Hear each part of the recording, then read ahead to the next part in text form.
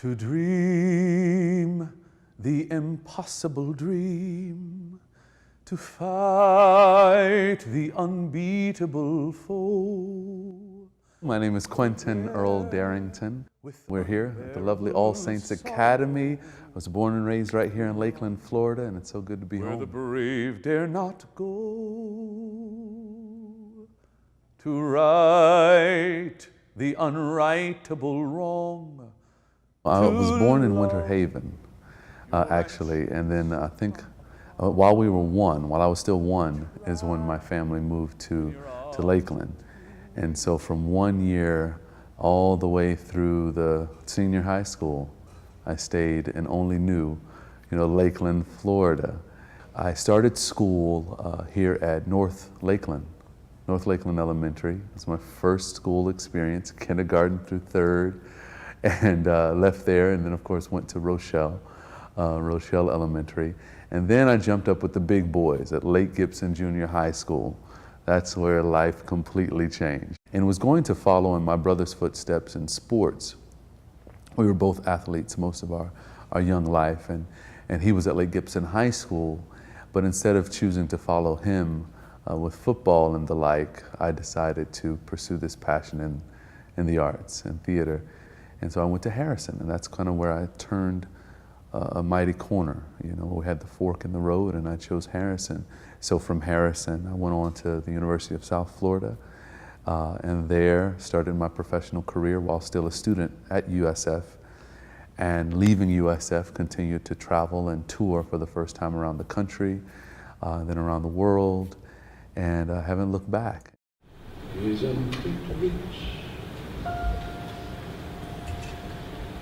Aren't we a pair? Me here at last on the ground. I took this drama class and I stuck with it because I believed that it was the one class that I could get an easy A in, and it was the only class in the school filled with nothing but girls. And I said, this is the perfect class for me. Little did I know that class would then open this love for the arts and really change my life. My teacher then, Miss Rosemary Masiri, encouraged me to go to Harrison. And she said, well, why don't you try one community theater? So I started doing community theater here in Lakeland. And then when it was time to graduate, which at that time, 9th grade was still in junior high school, to graduate, instead of going to the high school, to consider Harrison. And I did.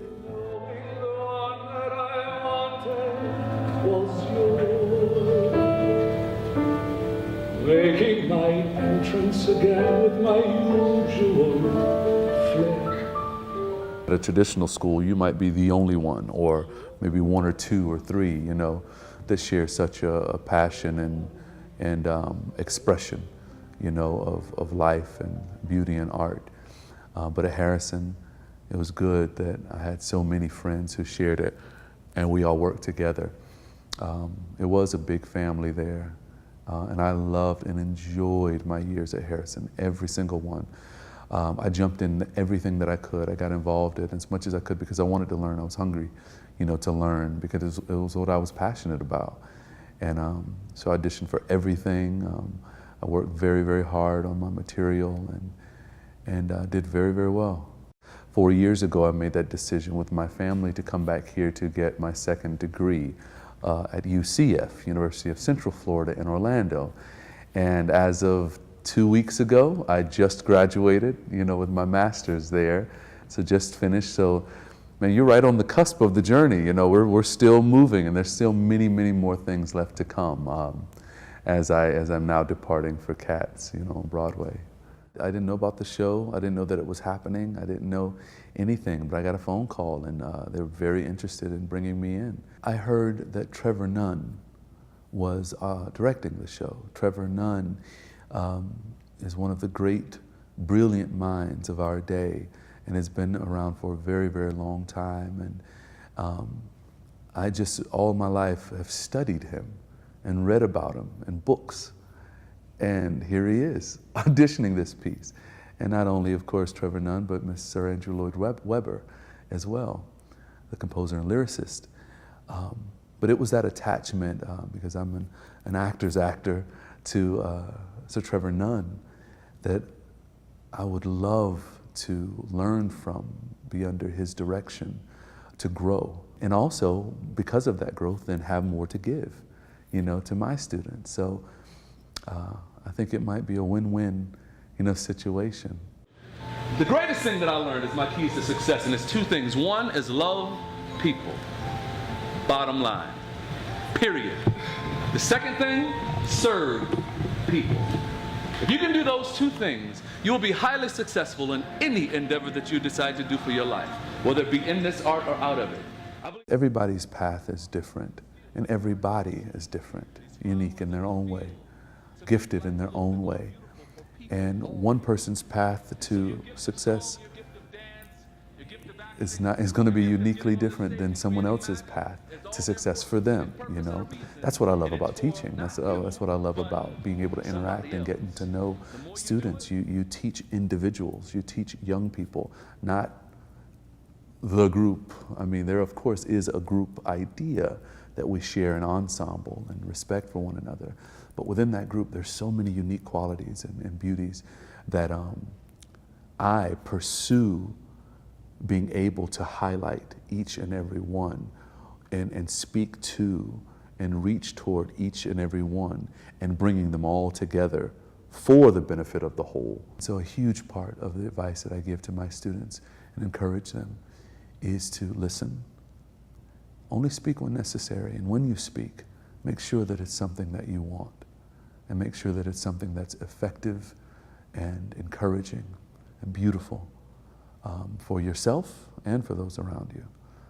And I believe that platform, kindness, watching what you say, listening more than speaking, is a good platform to begin any journey or any endeavor that you go on.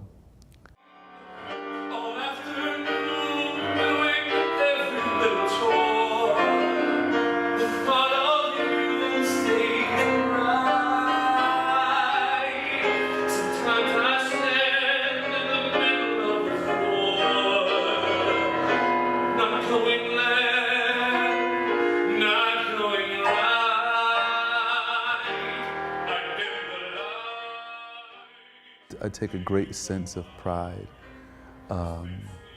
not in necessarily my accomplishment, if you want to call it that, but in the fact that I didn't do it alone, you know, we don't do it alone.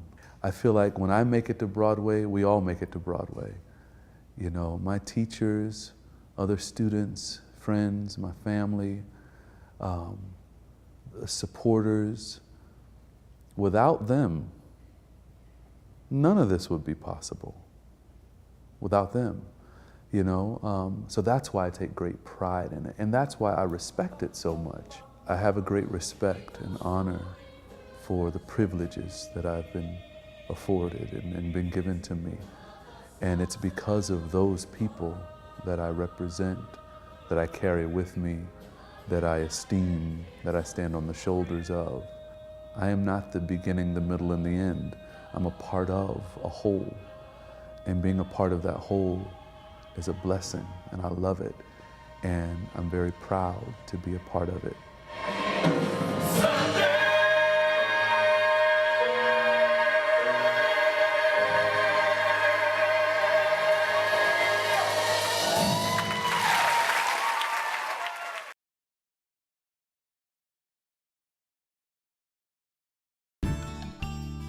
Through the Lens, Polk County's Natural Beauty is a collection of photography that was created by Polk County's amateur photographers. And it is a way for us to tell the story, the history of Polk County through a wildlife exhibit. It's an exhibit of art through the lens photography, but it tells the story of Polk County's history through reminding us of the beauty of the wildlife of the area when our pioneers first arrived. These photographers are very accomplished, and we've seen their work. Most of us are familiar with one of them in particular, our wonderful Sheriff Grady Judd. We wanted the photographers to be classified as amateur photographers because we wanted to give the visitors to the History Center an opportunity to see what you might find when you go out into Polk County's wildlife, into the natural spaces of the county. So we selected these photographers because we were familiar with their work. We knew that they enjoy wildlife photography. So we started with the collection of Sheriff Grady Judd. You know, the works that we see here today are one thing. It's my relaxation. So everything you see here is a compilation of me relaxing from what is a very exciting, stressful job. You know, I love my job every day, but I love my photography, and this is how I relax. I love nature, I love outdoors. And as you can see, when you're outdoors, it takes a lot of time and a lot of luck, because you have to be in the right place at the right time in order to get many of these photographs. We also included a photographer from the Lakeland area, Mr. Willie Brown, who has for several years been collecting photography in natural spaces and has some very beautiful pieces that he had shared with the museum, about 2 years ago. So we had looked for some opportunity to put his exhibit on display because we recognized that it was such a beautiful way to talk about Polk County's natural history. Marita called me and she said, look, I know you got more pictures and we're thinking about putting together another exhibit. So can you submit some stuff over for me? I said, sure, no problem. So now I went through and I selected about 65, maybe 70 pictures I thought were pretty cool on a CD. And I just brought it over here and dropped it off. And then she called me in a couple of days and she said, yeah, we're going to use about 18 of them. I was like, oh, okay, that sounds good. A lot of people think that you go down to the lake and just go click, click, click, and we're done. Some of these pictures take hours, hours. You just have to sit and wait and wait and wait. But you have to learn the mannerism of the birds that you're hunting, because if you see the bird doing something, you can anticipate what's going to be next. So you have to set the picture up, be ready to, ready to shoot. Then of course, Jeff and Lynette Spence, they're very well known to us. Jeff Spence is the director of Polk County's Natural Resources, Parks and Natural Resources, and he and his wife Lynette both enjoy the outdoors, and they spend a good bit of their leisure time traveling to find wildlife and shooting wildlife, collecting and photography and wildlife in the wildlife environment. It's a passion of theirs, and it's their way of telling the story of the importance of preserving Polk County's natural beauty. My passion for nature started as a child. My mother and father loved being outside. They loved traveling, and they instilled that passion in my sister and myself. And the photography just came as a piece of that. You know, we took our pictures as we were traveling. I didn't really seriously get into photography until I'd married Jeff. My wife and I love to travel, and when we travel we want to share and have memories of our trips. And so we've always taken cameras with us when we go on our trips and when we walk on environmental lands. We're very blessed in Polk County to have some just fantastic environmental venues we can go out there and hike and walk on. And when you go out there and see the stuff, naturally you just want to take pictures of it and share that. Curator of exhibits, Maria Tripp, started working at putting the display together, and we are extremely happy that we have a gallery in place that depicts through photography Polk County's beauty. I came from Ohio back in 1990, and this was a totally different landscape than what I was used to, the rolling hills, the seasons, and I didn't see the beauty of it. I came to Florida thinking there's beaches, that's all there is. When I started going out with Jeff and we started taking those hikes on the environmental lands, it opened my eyes. It was amazing how much was out there that you just had to stop, listen, look, and it's there, and people don't know that unless they get out. There's such great photography in Polk County that the average person would never see. I mean, because they just don't take the time to go out and spend the day and walk and look and observe things. You know, so to be able to capture some of the stuff when it's happening, you know, and you don't want to ever stage a shot, but if you can capture stuff when it's happening to show the beauty of it, to show the realistic of it, no, it means a whole lot to where I can just share it with people. Polk County is home to many, many miles of beautiful trails and beautiful blueways, lakes and rivers, and biking trails, hiking trails, and we want to encourage people to go out into the county and experience that natural beauty and see what Polk County has to offer and why it is the center of the universe. When I came to Polk County almost 40 years ago, we had Kissimmee State Park. You know, we had one place where you could take your family to be outside. Now we have 2 state parks. We have several water management district areas, wildlife management areas. As I mentioned, 18,000 acres of environmental lands. We have city parks, county parks, and we have private places like Nature Conservancy owns property, the Audubon Society owns property. So there's so many great opportunities to get out that these areas are protected. And it's really amazing. If you can't get outside, it's because you're not trying. It seems to be people do like the exhibit. I hear the same things, you know, oh, look at the butterfly, I had no idea these were in Polk County, or look at the size of the swan, or look at the fish, my goodness gracious, I had no idea you could see these if you were actually outside. So I think people are fascinated at the variety of beauty that you can find when you go out into Polk County, into the natural areas. Well, they can come in, they can be like, wow, man, I never knew y'all had that kind of stuff here. I mean, people tell me all the time, there's no eagle on Lake Morton. Yeah, there is. There is.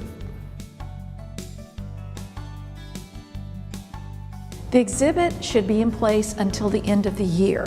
We had originally thought that we'd keep it in place until October. It's been very popular. It has been well received by the public, and you know what? Staff loves it too, so we expect it to be in place until December.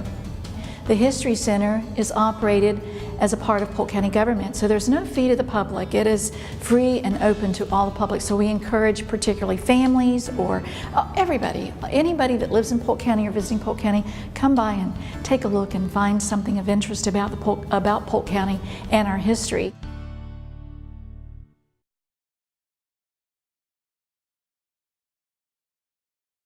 Is called A Royal Christmas. We were Warner University of the Royals, and so predominantly sacred music, Christmas music to celebrate the season. I think we have only one piece that would be considered secular. That's probably more of who we are at Warner. Some of the best, greatest music written was sacred, so that's why we're doing more of that.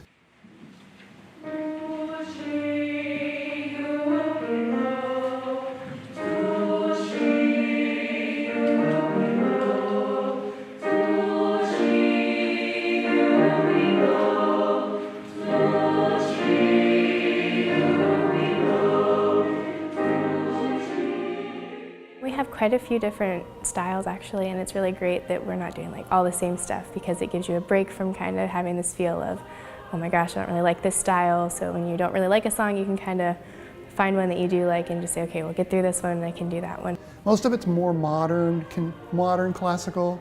Probably the oldest thing we're doing is Foom, Foom, Foom, an old French or Catalan carol. It's probably 400 years old, but most of them are more modern pieces written by composers and musicians that are still alive today. We've stayed away from some of the big masterpiece works.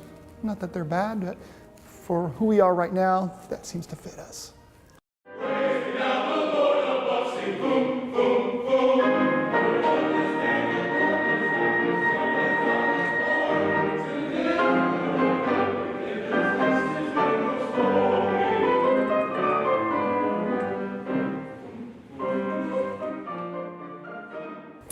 I really enjoy the Latin pieces because they're more classical usually, and it's got the more, I don't want to say classical feel, but like just what you would expect to hear in music. But I also enjoy the contemporary pieces because they have these really interesting chords and the progressions that aren't really expected, but it just makes you appreciate the music even more because you're like, whoa, I totally wasn't expecting that, but that's totally beautiful. And in the gospel team, we're actually doing 2 a cappella pieces, which is really cool because we have to rely on each other and really focus in on what we're doing and know our pieces well enough to be able to do it without the music. I think when we do multiple styles, it doesn't just give you a better show, but it builds you as a musician to make you more capable to do things later in life, which is really great.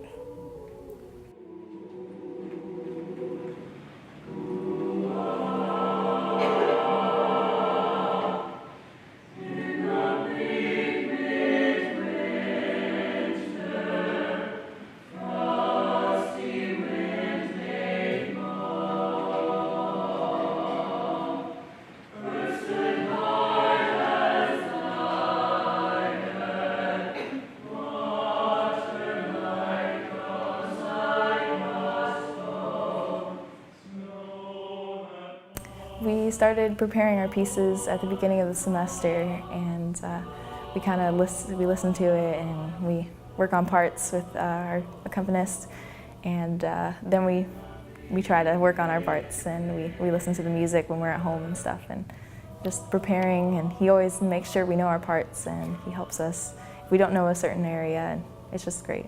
In choir, literally all we've done this semester is the music that we're performing tonight. So what you hear has been a full semester-long process.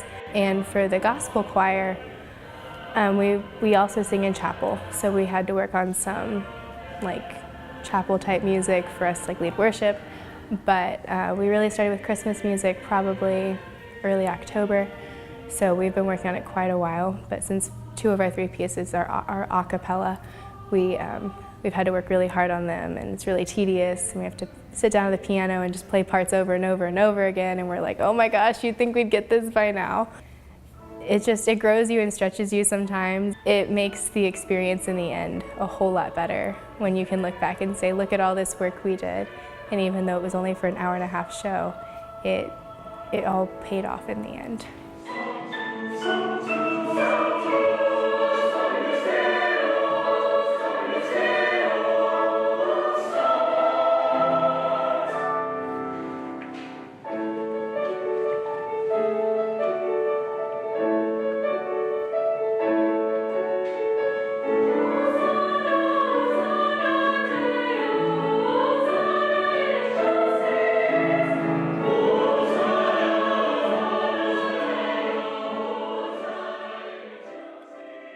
So we have quite a diverse group. We do have music majors, obviously, in our group, which bring a little bit of knowledge and experience to what we do. But we also have students who are involved in music, maybe had some high school experience, not much. We have students who also have never sung in a choir, who now want to be a part of a worship ministry, or they were in marching band all their life. Now they're singing in the choir, so it's kind of a new experience. So we have a lot of broad experiences. Some of them don't know even how to read music, so they guess on the notes based on what their ear tells them, and whereas I'm more of a reading music and following the music, and it's very helpful for me because I don't have as good of an ear, and we help each other a lot, and even though they aren't as comfortable at first, they end up being a huge asset to our team and a huge help with just everyone else.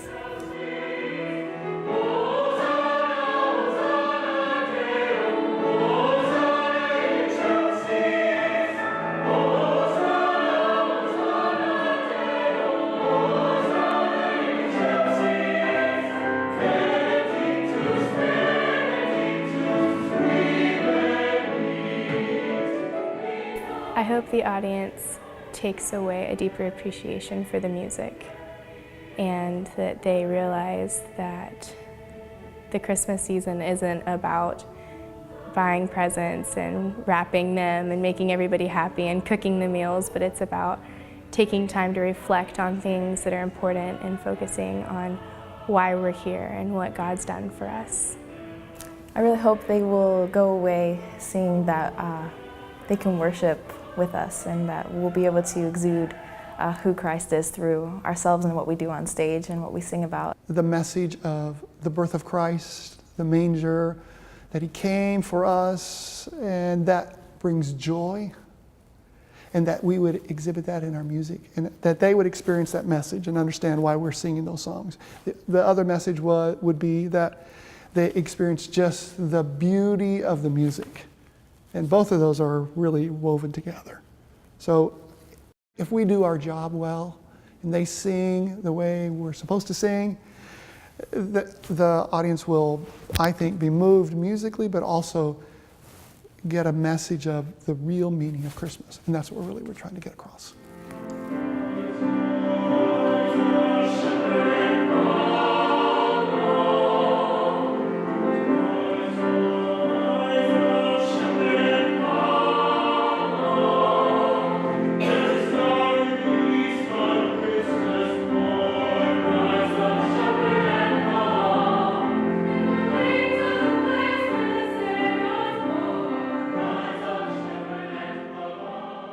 We do have spring performances, and occasionally other groups like our ensemble will go out and travel throughout the semester.